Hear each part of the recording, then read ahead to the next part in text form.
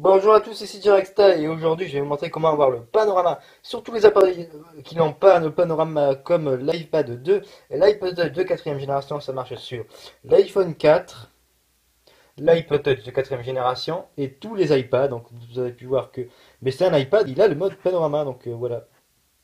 Donc après, c'est pas très pratique pour faire des panoramas parce que je suis dans ma chambre et franchement, c'est pas un très beau lieu pour faire une photo panoramique. Voilà, donc c'est pour ça que je ne vais pas vous en montrer une, mais ça peut le faire comme je vous ai montré sur un iPad. Donc voilà, on peut voir un iPad. Donc je vais vous montrer le tweak qu'il faut installer pour profiter de cela. Vous pouvez voir que ces deux appareils normalement qui ne possèdent pas le panorama. Donc je répète, ça marche avec l'iPod de 4ème génération, l'iPhone 4 et les iPads. Voilà.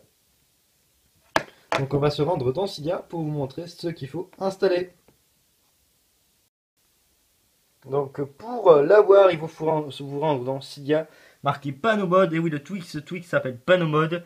Donc il est compatible avec l'iPhone 3GS, l'iPhone 4, l'iPad 2, iPad 3, iPad 4 et iPad de première génération, excusez-moi.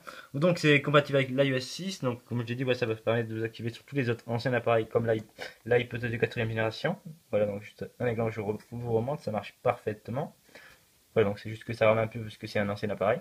Et voilà. Et aussi, ce tweak a une deuxième fonction, c'est qu'il permet en fait de modifier un peu le mode panorama, genre le custom à votre guise. Voilà. Donc moi, je vais plutôt m'intéresser, voilà, pour vous montrer comment les activer sur les anciens appareils. Donc une fois que vous l'avez installé, il va vous demander un redémarrage de l'appareil. Une fois le redémarrage fait, il va falloir se rendre dans les réglages de votre appareil. Donc voilà, vous allez dans la section Panomode. Voilà. Panomode et vous va falloir enable panorama s'il n'est pas activé directement. Après vous pouvez le modifier parce qu'il modifie encore, donc c'est vraiment pas très important. Par exemple, juste vous montrer une des fonctions de modification, vous pouvez changer le texte. Donc par exemple, moi je mets custom texte, je mets direct style à la place. Voilà. Donc tac, panoramique. Voilà, alors vous allez voir, voilà, direct style.